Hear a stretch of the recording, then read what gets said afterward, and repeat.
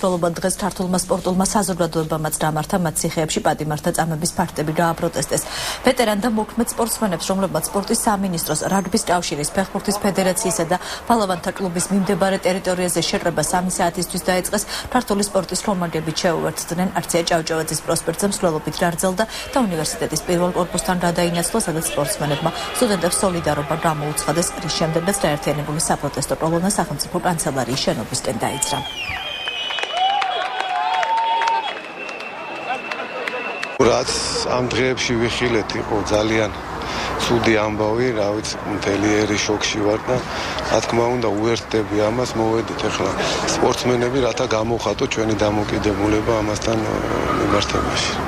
ორგანიზაცია ქართული სპორტის კომაგები უერთდებით ამ საყოველთაო პროტესტს. დღევანდელ დღეს სპორტსმენებმა გადაწყვიტეს, რომ მოეწყოთ მშვიდობიანი მსვლელობა სპორტის სამინისტროდან. ჩვენც რა თქმა უნდა უერთდებით იმ ადამიანებს, რომელსაც წლების მანძილზე ვქომაგოთ და მიზეზშეწონილად ჩავთვალეთ, რომ მათ გვერდით დავდგეთ, მათ გვერდით მივიღოთ მონაწილეობა ამ მსვლელობაში და ესე გამოხატოთ ჩვენი პროტესტი აღნიშნულ ფაქტებთან დაკავშირებით.